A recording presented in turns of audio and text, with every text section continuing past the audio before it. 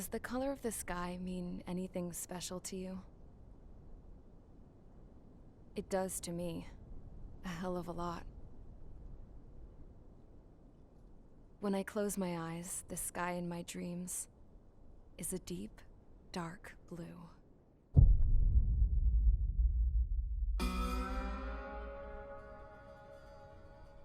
Pilots have been in my family for 4 generations. Flying's in my DNA.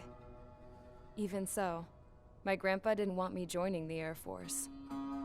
He lost faith in the Ocean Air Defense the day my dad died in battle. You know, Abby, I wish you could see what it's like up there. Cruising above the clouds, the dark blue of the stratosphere. Nothing beats being at the controls and seeing it from the cockpit. Look here. Gramps tossed a magazine over to me with an article. Unmanned fighters are no longer a dream, it read. Pilots taking to the skies will soon be a distant memory. I don't see anything good coming from that. Know what? Lying smack dab in the middle of the desert west of here, there's a bunch of planes from the last war. Some of them have been mothballed, but most of them are just rusted piles of junk waiting to be scrapped. Gramps was really good friends with the super there, so he got to take whatever he wanted, no questions asked. That's how we got the parts to build our own plane. Now, when I say we, I mean me, my grandpa, and his old war buddies. I cut my teeth working with those geezers. They taught me their skills, and some dirty jokes. But with their aging eyeballs and whatnot, I ended up having to do most of the work myself. I was at the airstrip doing some flight training when I saw it. A prototype drone. It wasn't much of a plane, more of a trash can with wings. Laugh at it all you want, kid. But technology's always changing. If you don't keep up with it, it'll leave your ass behind. It took 6 years and 8 months to get that engine running. And it took us another 1.5 years after that to finally get the balance of the airframe just right. I'd gone from being a little girl to, well, still a girl, just older. But now, I was all alone. Wherever the souls of my Gramps and his pals are flying, I hope it's peaceful.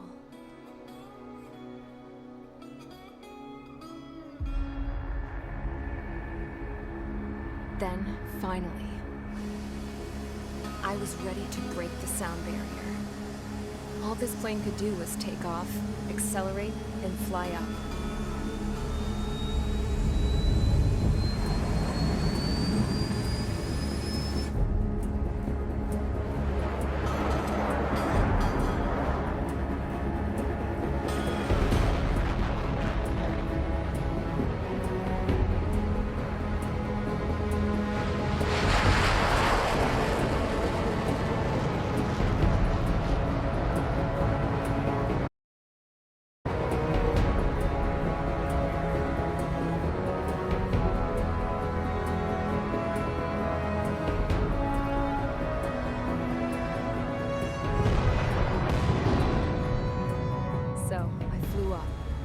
Straight up, through the clouds, higher into the sky.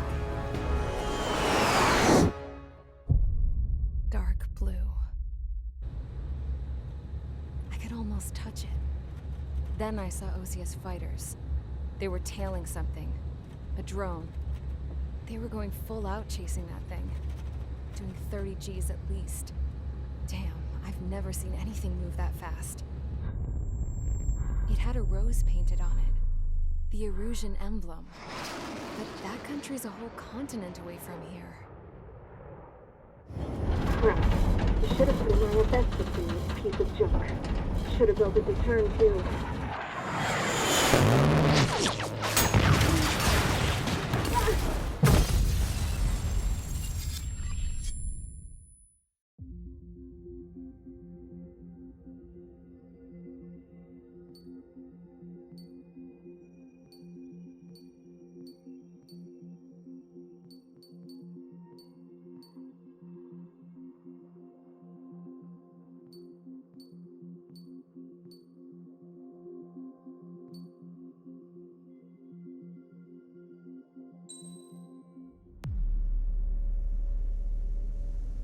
As far as the chaos we find ourselves in these days, it's difficult to say which side pulled the trigger first. Erusia deployed an automatic intercept system with drones. Osea implemented long-range attacks to bypass them. So Erusia decided to sabotage Osea's communications and navigation technology. Erusia couldn't launch a satellite themselves, but they were still able to hack the software of the Osean transmission and navigation systems. Before Osea even noticed, half of their satellites were hijacked. That's when things got ugly. In an attempt to knock out each other's capabilities, both forces launched fighters loaded with anti-satellite missiles at the same time. Only military satellites were targeted. However, their destruction created a debris field in orbit, which wiped out scores of other satellites, both private and government-owned.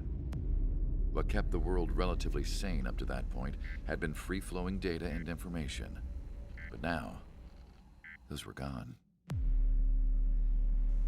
All that remained was chaos and confusion. Government and civilian broadcasts and transmissions were cut off. The flow of information had ceased. Forces on both sides of the conflict now found themselves unable to communicate with their superiors. Many of the smaller countries annexed by Erusia and yearning for their independence seized the opportunity and started their own uprisings. As for why some of Osea's military decided to break off from the main force and continue on their own, I have no idea. Perhaps there was some sort of dispute over the chain of command. The continent that had once seen wars that were only fought between Osea and Erusia was now full of numerous conflicts between rival leaders vying for power. Insurgencies were everywhere. I even heard a rumor that a group of Osean convicts had rebelled. Rumors. It never ceased to amaze me that even at a crazy time like this, something as trivial as a rumor could find its way here.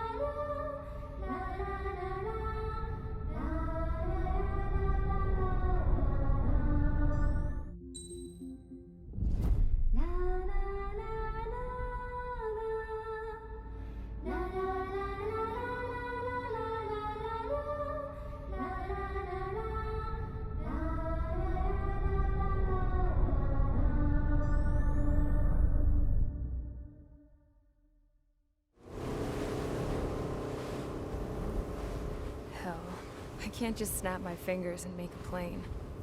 Believe me, I wish I could. Right now, we needed one. Bad. When we were coming over on the boat, I remember seeing an aircraft carrier. That gave me an idea. The Admiral Anderson. The name of an old sailor. When the first drone started attacking, the ship wasn't ready for battle yet. It was still in the dock, getting all rigged up. So they rushed to get her ready. I know about Anderson. In the previous Osean War, he was the commander of a ship that sent out the last fleet of jets. They say the deck was sloping so bad as it sank, the last plane barely made it off.